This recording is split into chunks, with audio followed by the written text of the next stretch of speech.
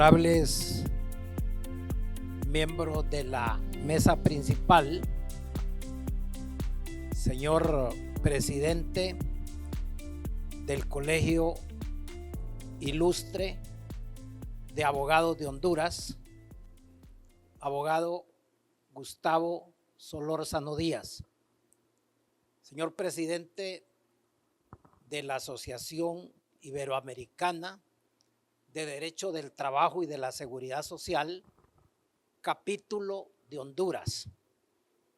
Un saludo especial a la señora presidenta en ausencia de la Asociación Iberoamericana, honorables miembros de la Junta Directiva del Colegio de Abogados de Honduras, señor presidente de la asociación, doctor Francisco Daniel Gómez Bueso, señores expresidentes del Colegio de Abogados aquí presentes, señor exrector de nuestra Universidad Nacional Autónoma de Honduras, abogado Jorge Omar Casco Zelaya, señor editor de la obra, licenciado Otto Wilfredo Martínez, ex jueces aquí presentes, miembros de la Asociación de Notarios de Honduras, amigos todos, familiares que se han hecho presentes a este acto. Con enorme gratitud por su presencia y con un saludo para los que de manera virtual estén participando de este acto. Para mí, este reconocimiento no es uno más, es especial porque se me ofrece en el ocaso de mi vida,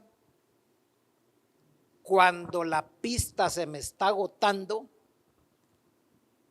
También es especial porque se le otorga a alguien que siempre ha sido oposición,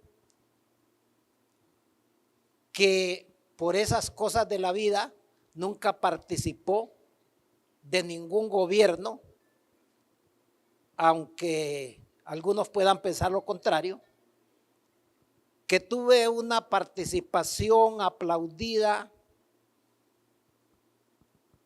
y en la que cada vez obtenía más votos independientes y francos sin haber comerciado ninguno,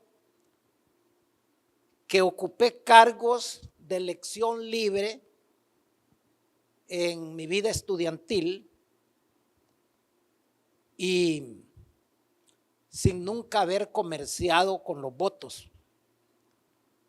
Mi llegada a los cargos fue por elección libre, no por alianzas irregulares, contrarias a la moral. Como la mayor parte de mis colegas y especialmente de los que están aquí presentes, seguí la senda luminosa de aquellos abogados formados para el ejercicio autónomo, independiente y libre de su profesión, de aquellos abogados que caminaban con su frente erguida a través de las convulsas salas de los tribunales, que se los veía por las calles elegantemente vestidos, con maletín, sombrero y paraguas en mano, como símbolos inequívocos de la dignidad, el orgullo y el honor con el que, con habilidad casi artística, ejercían la profesión del derecho. De aquellos abogados a quienes no les quitaba el sueño la preocupación de ir a la cárcel o aparecer en la picota pública humillados por actos delincuenciales, por infractores de la ley o por ser señalados como escarmiento por sus vínculos con la corrupción. A esos abogados de ayer y de hoy es a quienes debemos seguir en la senda luminosa de nuestro ejercicio profesional. Para mí, este reconocimiento trasciende la esfera de lo gremial al ser ofrecido bajo el alero protector de dos prestigiadas instituciones: la Asociación Iberoamericana de Derecho del Trabajo y de la Seguridad Social, fundada por el profesor Guillermo Cabanelas de Torres, historiador, abogado, editor y lexicólogo español, quien después de su infatigable participación estudiantil, que lo llevó a participar en el Congreso de la Confederación Internacional de Estudiantes, celebrada en Bruselas en 1930, a los 19 años se graduó en Salamanca y luego obtuvo el grado de doctor en la Universidad Central de Madrid. Sus ideas republicanas lo llevaron al Partido Socialista Obrero Español y durante la Segunda República llegó a ocupar cargos gubernamentales. Por sus ideas debió emigrar a América, habiendo residido en Uruguay, Paraguay y Argentina, países en donde ejerció la docencia y la abogacía. Como laboralista recorrió Iberoamérica y hasta su muerte en 1983 en Buenos Aires, Argentina, nunca se abstuvo de expresar sus opiniones, aunque ello le ocasionara críticas o resistencias. Ese es el fundador de nuestra asociación.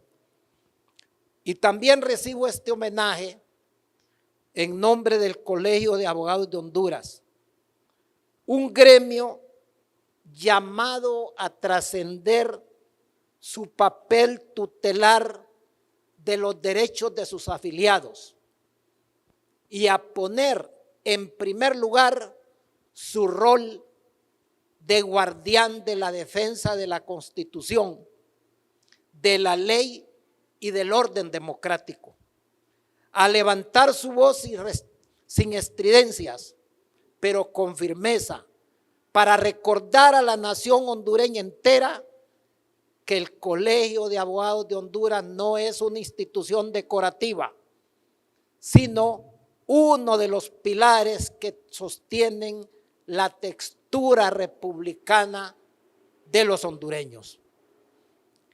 El Colegio de Abogados de Honduras debe ser el escenario de la pluralidad, el lugar donde se tenga derecho a disentir y no la antesala del pensamiento único. Aquí, en este recinto, es donde tienen cabida los proyectos, a veces incompatibles y de posiciones opuestas, y está bien que así sea, porque la democracia no se nutre del aplauso unánime, sino de la controversia razonada. La democracia no se construye con la obediencia ciega, sino con la deliberación libre, porque como lo dijera John Stuart Mill, destacado discípulo de Jeremías Bentham, La libertad no florece si no es desafiada. Nuestro colegio, más que ningún otro, se enfrenta al desafío de proteger esa libertad de pensamiento, pero además también se enfrenta al desafío de proteger y defender la independencia del Poder Judicial y la autonomía de los jueces frente a una cultura política que a veces confunde el disenso con la traición, el control con la obstrucción y la crítica con la censura. Debatir en el Colegio de Abogados de Honduras no debe ser un acto hostil, ni en Honduras. Cuestionar no es sabotear, oponerse no es obstruir. La política democrática es la imposición de una idea, no es la imposición de una idea, sino la construcción de acuerdos entre voluntades diversas. Pero cuando el poder no entiende esto, se cae en la tentación de anular al contradictor por diferentes medios. Cuando eso ocurre, ya no estamos ante un ejercicio del poder democrático, sino ante una voluntad absolutista. A lo largo de la vida del colegio, en distintas épocas, bajo diferentes ideologías, hemos visto cómo se ha intentado transformar la discrepancia en delito, la autonomía en insubordinación, la independencia en enemistad, y en las asambleas desafortunadamente hemos sido testigos de la calificación sistemática de todo aquel que piensa distinto. Se insulta, se agrede hasta físicamente, se estigmatiza al disidente, ya no se discuten ideas y de esa manera se va creando un clima de polarización que no es nuevo, pero que en las últimas décadas se ha agudizado. Y esa erosión empieza cuando se relativiza la importancia de los pesos y contrapesos, cuando se respetan los derechos fundamentales, cuando se suplanta la soberanía popular o se descalifica a la justicia. Entonces, aunque se conserve la fachada de Estado constitucional, democrático y de derecho, al tenor del artículo 16 de la Declaración Universal de los Derechos del Hombre y del Ciudadano, se carece de constitución. Porque debemos recordarle al país que sin separación de poderes no hay república. Sin autonomía del sistema judicial no hay representación y que sin justicia imparcial no hay derecho. Sin separación de poderes y sin garantías efectivas y suficientes no podríamos proteger al ciudadano de bien o disuadirlo para la no repetición de los hechos. Sin escucharnos no hay paz posible, solo impunidad disfrazada de acuerdos palaciegos. Honduras necesita de un colegio de abogados que sepa decir sí cuando hay razones, pero que también sepa decir no cuando no hay valores y principios, sin temor al debate, sin renuncia a la deliberación y sin refugiarse en el cálculo sobre el próximo cargo, ni arrodillarse ante la presión de un poder fáctico y que entienda que su función no es complacer, sino representar con dignidad, con carácter y con sentido histórico a sus agremiados. Esa es al final la única manera de honrar con serenidad y firmeza la confianza de los agremiados que nos favorecieron con su voto. Los pensadores que como Guillermo Cabanelas sentaron las bases de las democracias modernas fueron unánimes en su advertencia. El poder tiende a expandirse si no encuentra límites, controles, barreras, pero para que sea legítimo, el poder debe ser limitado.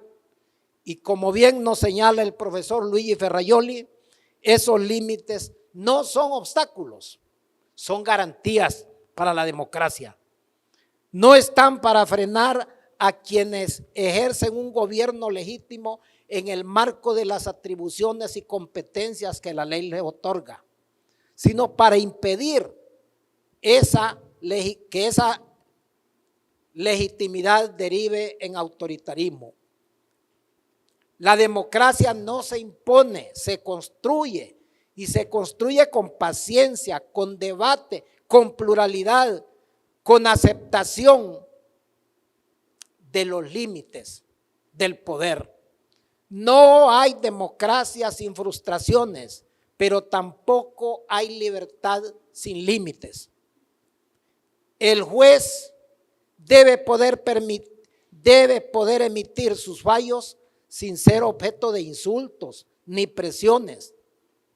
Debe actuar con la celeridad del juicio del jurista y la prudencia del sabio. Los jueces no están para complacer a nadie, sino para aplicar la ley, incluso cuando sea incómoda, porque su legitimidad dependerá de su rol de árbitro independiente e imparcial. Por ello, es responsabilidad del Colegio de Abogados de Honduras defender su independencia y su imparcialidad.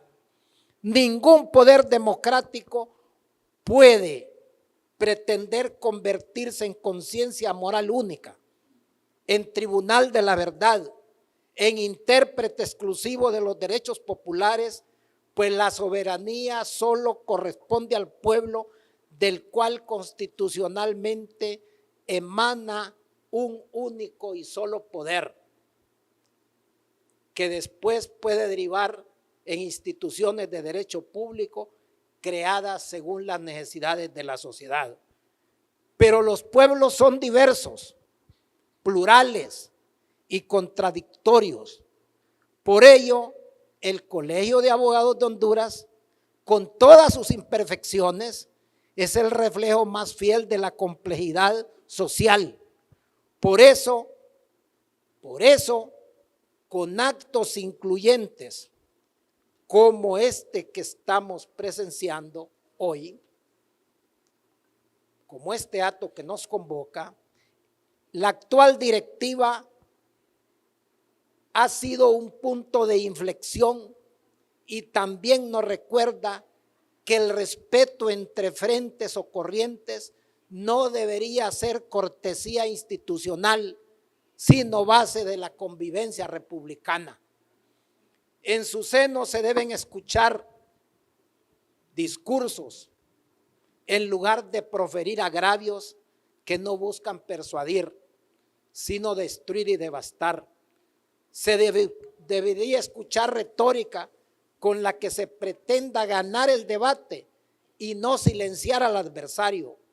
Se deberían evitar señalamientos no fundados, obstrucciones por egoísmo, actuaciones por cálculos políticos que no representan a los intereses de los agremiados y sin embargo, no por inercia, sino por convicción, pues debemos entender que nuestra legitimidad depende de la aprobación de la sociedad y no de la empatía popular de partido político alguno o del gobierno de turno. Dependerá de nuestro alineamiento y de repente hasta balanceo con la ideología de todos los hondureños, que la encontramos en los fines, derechos, declaraciones, garantías, valores y principios que la sociedad hondureña ha considerado relevantes y dignos de tutela constitucional. La Constitución debería ser la ideología de todos los hondureños. Esas son las raíces del republicanismo del que nos habla Morazán en el manifiesto de David. Así,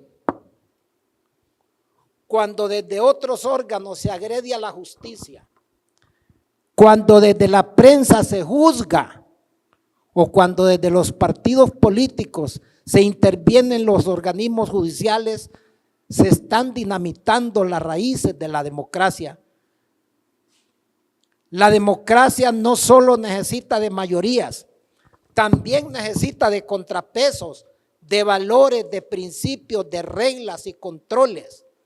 Necesita de la verdad, no de la propaganda, ni dejarse seducir por aquel discurso del desprecio a los jueces, a los periodistas, a los opositores y a las instituciones, porque ese será el camino seguro a la autocracia. El Colegio de Abogados de Honduras, para ofrecer su concurso a la democracia, necesita de diversidad de voces, de pluralidad de miradas, de tolerancia. No existe nada más peligroso para un gremio que la imposición de una sola narrativa, el monopolio del lenguaje del relato de la verdad. Ahí donde todos piensan igual, nadie está pensando realmente. A veces el colegio puede parecer un caos de señalamientos cruzados, de negociaciones internas, de imágenes en desacuerdo, porque reiteramos, es el reflejo vivo de una sociedad plural, de un gremio complejo que no piensa como una sola voz, ni siente como una sola alma, y que es lo que los medios de comunicación muchas veces destacan únicamente por el ruido, la fricción, o el ir y venir de argumentos a veces ásperos, apasionados, que son precisamente la esencia de la democracia y del debate. No hay libertad sin diversidad, no hay diversidad sin conflicto y no hay conflicto civilizado sin instituciones como el Colegio de Abogados de Honduras que nos la transmitan mediante la palabra. Esa es la magia del Colegio de Abogados de Honduras como foro deliberativo, donde las diferencias se hacen visibles, se confrontan, se tensionan y a veces, no siempre, pero a veces se reconstruyen en el terreno común de un acuerdo, de una reforma. Por eso debemos defender con orgullo este espacio de la palabra, de la retórica y de la razón. En su diversidad estará su riqueza, en su disenso su vitalidad, en su desacuerdo su compromiso y nunca creernos intérpretes exclusivos de la norma que sirva para imponer y callar a las izquierdas o a las derechas, para la negación de la libertad y la promoción del absolutismo. El Colegio de Abogados de Honduras, con sus tensiones y desacuerdos, debe demostrar a la sociedad que la democracia no es una conquista permanente, sino una posición constantemente asediada, una lucha permanente contra la impunidad, contra la corrupción y por la transparencia en el manejo de nuestros recursos. Porque con colegas asesinados, suicidados, encarcelados o exiliados por vínculos con la corrupción, el narcotráfico o el crimen organizado, solo tendremos una advertencia dolorosa que nos indica los riesgos que entraña ejercer un liderazgo indebidamente. Porque cuando se dan esos actos, son actos violentos, no contra una persona, no, han sido actos contra todo el gremio y a pesar de ello no hemos reaccionado con unanimidad, con determinación y con firmeza. Cuando se atenta contra un abogado, deberíamos sentirnos como que se ha atentado contra el derecho de todo el gremio. Que cada presidente en su discurso de despedida se enorgullezca en decir: bajo mi gestión, esta institución supo estar a la altura, no por una necesidad, no sin error, pero sí con valor, porque en medio de los intentos de sometimiento simbólico, de la presión, del desprestigio, se supo mantener firme ante las adversidades. Supimos recordar que no estamos aquí para aplaudir, sino para representar más allá de nuestras posiciones ideológicas y más allá de las trincheras partidistas, y siempre opuestos a entregar beneficios penales a cabecillas o bandas criminales, a confundir paz con impunidad, a que en vez de estimular al delincuente y debilitar la confianza en la justicia, debemos proteger al ciudadano de bien. La gente clama por seguridad y no por indulgencia con quienes están sembrando el miedo en la sociedad. Nuevamente mi agradecimiento al colegio, a su actual junta directiva y a la Asociación Iberoamericana del Derecho de Trabajo y de Seguridad Social, capítulo de Honduras, a través de sus representantes, por este homenaje que me distingue, me honra y me enorgullece, que lo recibo en nombre de mi familia, con mi esposa, la licenciada Imelda Lisset Valladares Medina, aquí presente, exdecana de la Facultad de Ciencias Sociales, con mis hijos Francisco Emanuel, Liana, Maíz Alejandra y Olvin Alejandro, también aquí presentes, y especialmente dedicado a mis dos nietos, Camila Rodríguez Castellanos, quien no está presente por encontrarse realizando estudios universitarios en Francia, y Matías, que sí está aquí presente. Párate, Matías.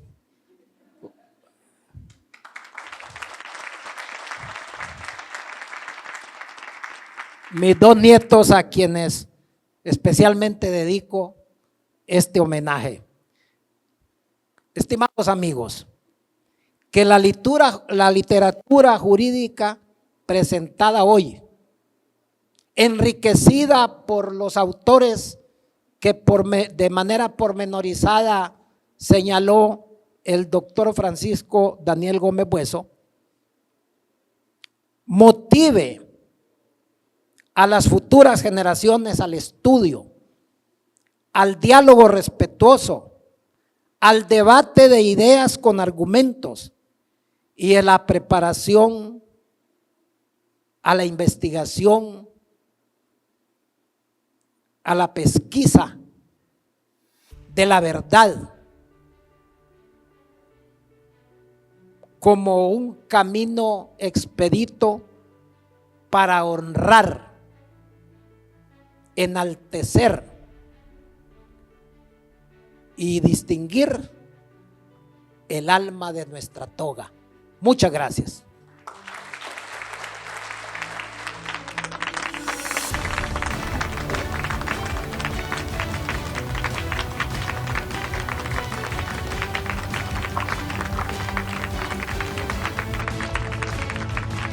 Bueno, imagínense, me toca hablar de nuevo. El abogado Edgardo Cáceres Castellanos, mi profesor de Derecho Laboral, por las razones ya explicadas, me pidió que lo representara en este acto. Para mí, por supuesto, imagínense, representarlo no es sustituirlo, porque él es insustituible. Edgardo Cáceres Castellanos es de los laboralistas fundadores de la Asociación Iberoamericana del Derecho del Trabajo junto a Guillermo Cabanellas de Torres. Él tuvo la oportunidad con aquellos pilares, padres fundadores, de darle vida a esa asociación y de seguir todavía representándonos dignamente. También ha sido autor de obras en materia laboral, pero hay una cosa, compatriotas, que no quiero dejar de expresarla, aunque solo eso expresara en este momento. Edgardo Cáceres Castellanos, el abogado, y el doctor Francisco Daniel Gómez Bueso, en mi criterio, no han sido suficientemente visibilizados por su rol que jugaron en detener durante los últimos 30 años, desde su posición uno como magistrado de la Corte Suprema de Justicia en la sala de lo laboral contencioso administrativo, y el abogado Francisco Daniel Gómez Bueso como asesor de esa sala. Repito, los desastres del vendaval, de ese huracán que ha significado las políticas neoliberales, causaron estragos en los otros países de Centroamérica. Pero estos dos caballeros, desde la posición que ocuparon en el Poder Judicial, sirvieron de sostén de la adversidad y también sirvieron de aliento en aquellos momentos tristes, de aquellos vientos huracanados, porque fue donde los dirigentes obreros y los trabajadores encontraron un alero protector.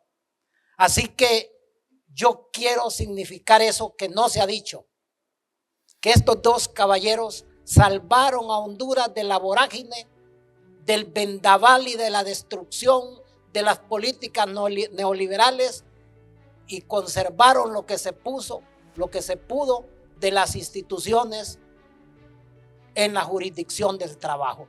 Así que muchas gracias a ellos por el papel que desempeñaron.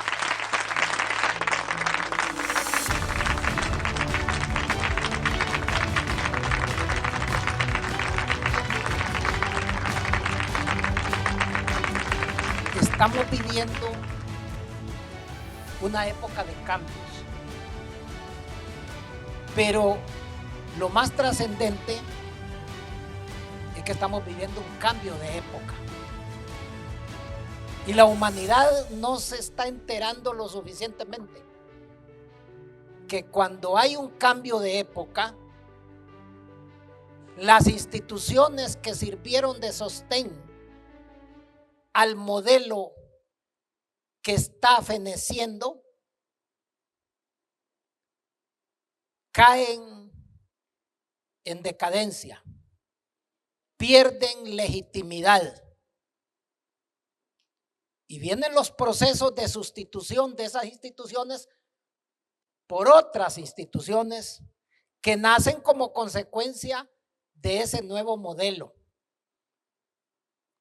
Entonces, en la sociedad occidental, en el mundo occidental, está dándose una sacudida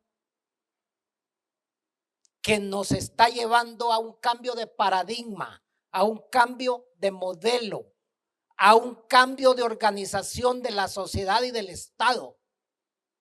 Y consecuentemente, el sistema, el ordenamiento jurídico es el que sirve de sostén a ese viejo orden y al nuevo orden. Entonces, la sacudida que viene para el sistema judicial. Las figuras que nosotros hemos conocido en el ejercicio profesional, en la docencia, en la judicatura, etcétera, van a ser reemplazadas. Y tenemos que prepararnos para esas nuevas corrientes, para esas nuevas ideas que vienen y que ya están sacudiendo los cimientos de las facultades de derecho, sacudiendo los cimientos de los tribunales, como está pasando en México. Y a veces ayer en el Congreso de Derecho Internacional les decía que nos asustamos porque en México los jueces, ante el grave desprestigio de la justicia en México, como en pocos países de América Latina, esa sacudida llevó a que busquen la elección de jueces por otros mecanismos y de magistrados. Pero eso no es nuevo. En Francia, cuando cayó el régimen feudal, durante algún tiempo la administración de justicia estuvo en manos de los jueces de policía, porque era tanta la podredumbre y el descrédito de los jueces y del sistema de aquella época que lo barrieron. Así que lo que le viene al mundo en los modelos de administración de justicia nos llama a formular nuevas reflexiones y nuevos desafíos. Segundo elemento, el libro viene influenciado por esa sacudida, y advertimos antes de lo que está pasando en este momento. Ya en el libro se recuerda, señor editor, que ya allí decimos que cuando pase todo esto, decimos, se van a reunir los dueños del mundo a distribuírselo, y entonces desde allá nos van a tirar las nuevas directrices que ya están tirando. Esto va a cambiar. Vienen sacudidas de los organismos internacionales, de la ONU, del Consejo de Seguridad, de la OIT, etcétera. Entonces, en las facultades de Derecho tenemos que prepararnos para enseñar este nuevo derecho que ya se está enseñando en otras universidades, primero en Europa y también en América Latina. Eso viene desarrollado en el libro. Pero tuvimos la necesidad de buscar algunas escuelas donde ampararnos, como todo texto. Y este libro viene impregnado desde el principio hasta el final de la doctrina del garantismo. El garantismo desarrollado o formulado inicialmente por Norberto Bobbio a finales del siglo pasado y desarrollado en los últimos tiempos por el profesor Luigi Ferraioli, significa, brevemente, las constituciones y los códigos han estado y están plagados de derechos, pero muy pocas garantías de cumplimiento. Y un derecho sin garantía, dice el profesor Ferraioli, no es derecho. Entonces, lo que desarrolla este libro es un sistema de garantías en todos los temas, para que lo que está en el Código del Trabajo se amplíe, se profundice, se desarrolle, se ensanche y se ejecute. Entonces, ese es el ser y el deber ser del derecho del trabajo. Un derecho del trabajo que tienda a desarrollar garantías de los derechos que ya están en la Constitución, que ya están en el Código del Trabajo. O sea, el libro no está divorciado del Código del Trabajo. Coge cada una de las instituciones y las profundiza para que el juez, al interpretar y aplicar la ley, tenga a la vista nuevos pensamientos. Finalmente, quiero decirles que ese libro es producto del derecho comparado.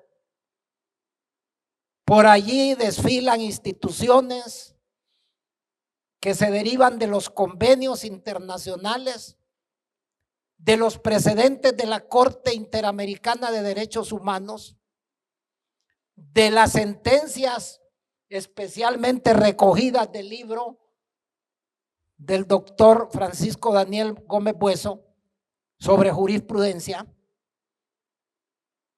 pero también de los criterios armonizados que los tribunales del trabajo han venido emitiendo ante la inercia de los diputados, ante la inercia legislativa.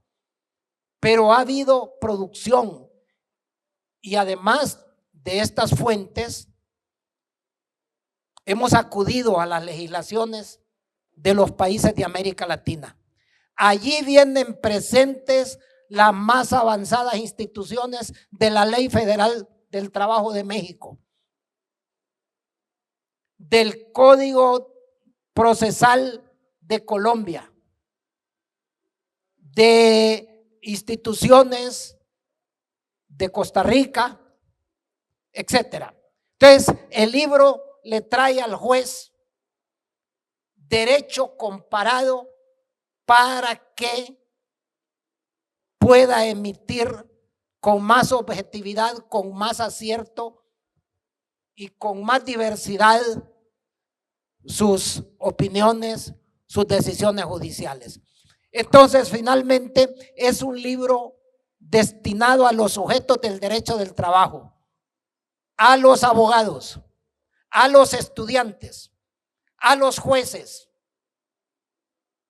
a los académicos, pero también es un campanillazo para los trabajadores que siguen haciendo contratos colectivos sin garantismos, sin garantías, que pactan derechos y lo que hacen es crear conflictos porque no establecen en los contratos colectivos garantías de cumplimiento de cada una de esas cláusulas. Eso es, en síntesis, el nuevo enfoque. Trae instituciones novedosas que pueden resultar de referente, sobre todo para la administración de justicia. Muchas gracias.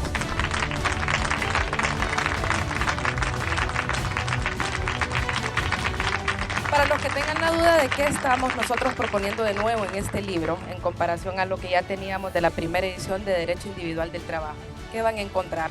Entonces son 2 lecciones que en cada una de las lecciones combina lo que es la doctrina, los conceptos, con las nuevas figuras, las nuevas tendencias, en los temas donde tocamos contratos individuales de trabajo, suspensión de contratos de trabajo, los regímenes disciplinarios. Hicimos el esfuerzo de poder agregar a cada capítulo no solo la normativa, los principios de la OIT, convenios internacionales y sentencias que ya teníamos, sino todas aquellas nuevas disposiciones que han salido a nivel internacional, no solo nacional.